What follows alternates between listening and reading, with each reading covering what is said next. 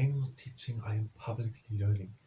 But hi and welcome to Learning for the Life in the UK test, part 453, while doing a leg stretching. And if you participate in the leg stretching, that is at your home. We are starting the first exercise. We are bringing one leg in front with the heel onto the ground, and we're pulling the toes in. So pull the toes in, and from time to time we're going to contract the quad muscles. So we're starting with contraction of the quad muscles. So the idea is that we're now going to take, we had learned it already in the 452 previous parts, but we're going to take something and try to learn it in a way that I then, at the end of the video, can present it in another video, just run down in one little presentation.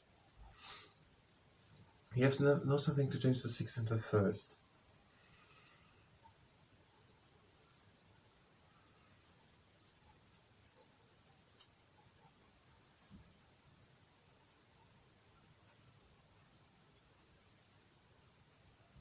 We are releasing the contraction, but we're giving the leg stretch.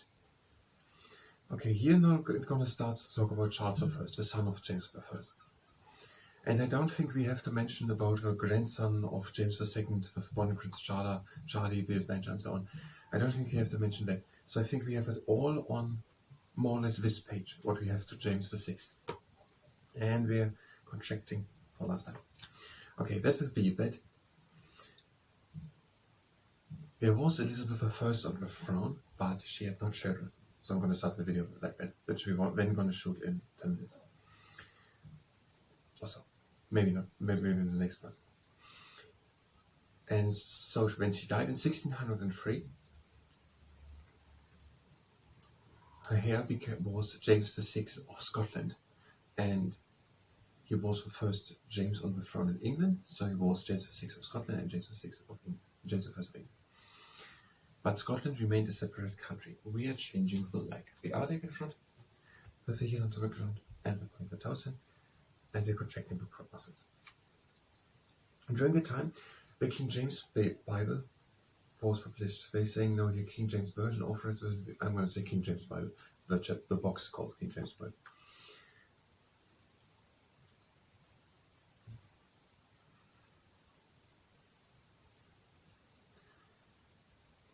It might be not the first Bible in the English language, but it is in the Bible in the English language, which is still used in many Protestant churches today, which is still used in Protestant churches today. I'm trying to have at some points 2 or 3 formulations, if it are not facts like a date or so, but it is a fact in a sentence. I have to say it exactly as the fact has to be, but that in a sentence that it fits to the previous sentences. So I like to have them 2 or 3 ways, which I'm sometimes doing them 2 or 3 versions.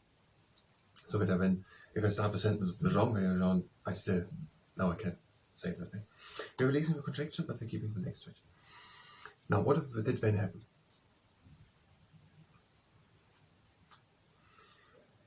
During the reign of Elizabeth I, James I, many people opposed rule by Protestant government in England. So James I, yes, was Protestant, King James I. During the time, in Ireland, many people opposed the reign of a Protestant monarch like Elizabeth I was it, or James I, and there was rebellion.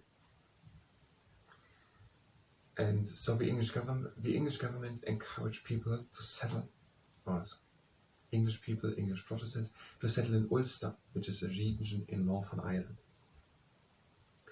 And they thereby, and the contracting for last time, took over the land from Catholic landholders. These plantations were known as plantations. These settlements were known as plantations. So here it gets complicated.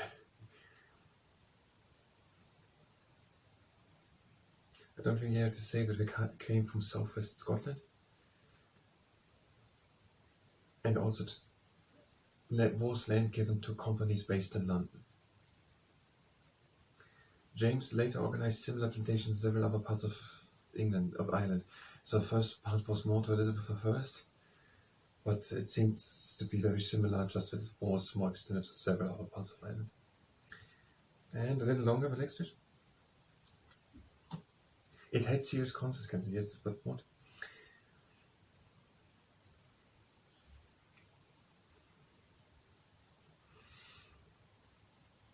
James I, like his son Charles I, believed in the divine rights of kings. That means that the king was directly appointed by God to rule. Now the anchor chain stability test, leg to the outside, toes pointing forward, and we're pressing into the ground. And that means that before they had the God-given right to rule. And they thought that the king should be able to act without having to seek approval from the parliament.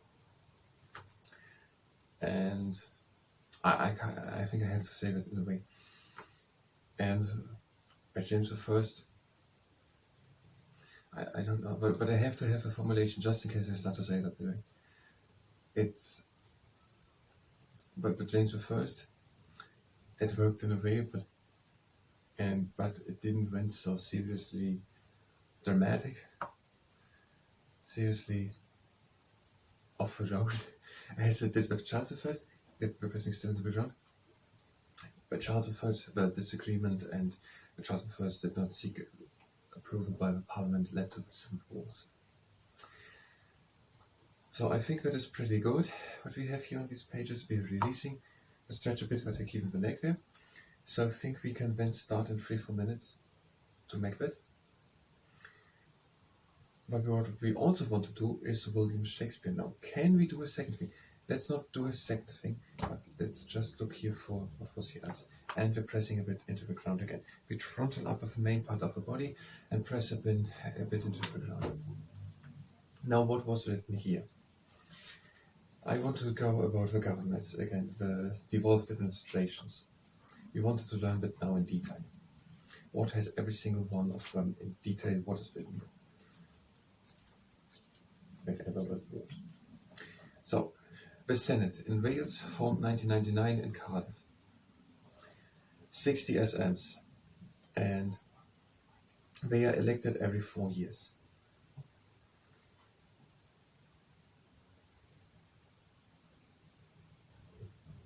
Since 2011 can make law without UK Parliament in 21 areas, including.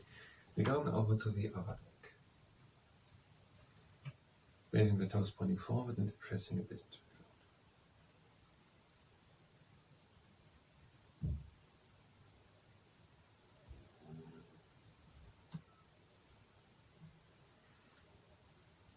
The Senate in Wales can make every 4 years. Now the Senate in Wales can make a law without UK Parliament in 21 areas. There is the Senate in Wales. Now I'm thinking about how we're going to learn it. We are releasing pressing a bit with the giving the neck.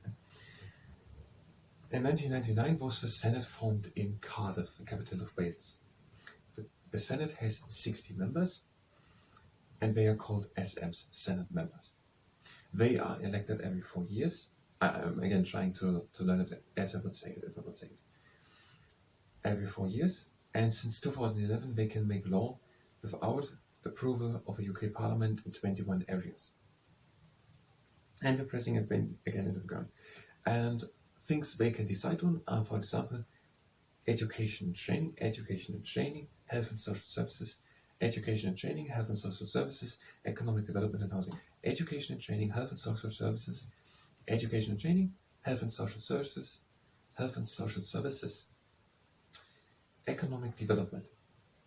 Next exercise, the leg to the outside, flexed foot, and we're turning it up and again in.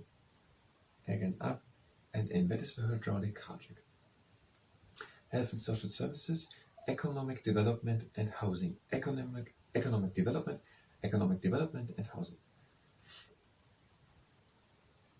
Education and training, health and social services, economic development and housing. Okay, back to here. James I. What are we going to do William Shakespeare? James I. Elizabeth I had no children.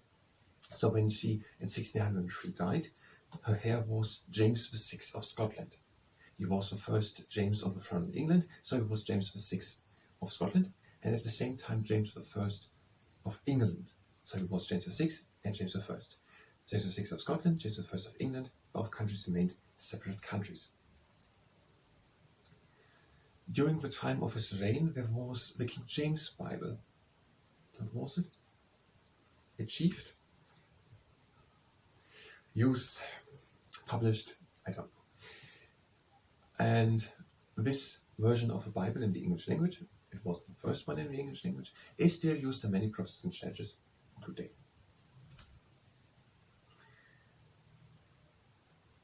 Ireland was mostly an independent country and Catholic. I think that's both true. Independent wasn't written here. Ireland was mostly, but I think independent wouldn't be wrong. I don't know. Maybe it is wrong. So let's not say that. We are changing the leg. Ireland was mostly Catholic, and there were a number of rebellions because many people didn't like the Protestantic ruling of Queen Elizabeth I and also of James VI and James I. Many people opposed the Protestant government. So the English government encouraged settlers to settle in the northern part of Ireland in a region called Ulster. And also many firms based in, companies based in London got land there. And that was then later done under James I and VI, also in other areas of Ireland. It was something that is, and these were known as plantations, these settlements. James I and Charles I and his son Charles I, it's pretty complicated, were not as skilled as Elizabeth I, who managed the handling of a parliament, who managed the parliament well. Both believed in the divine rights of kings. That means that they believed that they had a God-given right to rule. By James I, it wasn't that serious, but by Charles I, this not finding an agreement of Parliament led to civil wars. I think we have it. Now we are going to the last exercise or something like that. Well, I'm going to start the camera, and I try not to shoot what we had here. I watched James I. We have time for 2 takes with the other camera.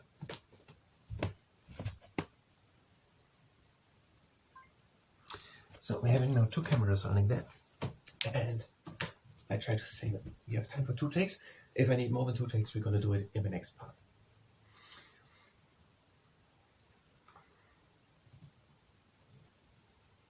In the year 1603, Queen Elizabeth I died, and she had no children. So her heir became James VI of Scotland. There wasn't before a James on the throne in England, so he was simultaneously James VI of Scotland and James I of England. Both countries remained separate countries. During the time of James I, James VI, reigns of it's the same person, James VI, James I, there was the King James Bible introduced, and that Bible, it wasn't the first one, but it is written in English, is still used by many Protestant churches today. Now there was a lot of rebellion in Ireland against the Protestant rule of Queen Elizabeth I and also of James I. And the government in London encouraged people to settle in the northern part of Ireland in Ulster, and these settlements were called plantations, and also companies based in London had given land from Ireland. And James I continued this policy, and also in other areas of Ireland land was given. James I, as well as his son Charles I, believed in the divine rights of kings. That means that they believed that they had a God-given right to rule, and that led to disagreements with the parliament. By Charles I then, that led to the civil wars. And that is according to the Life in the UK Test Handbook, page 27 and 28.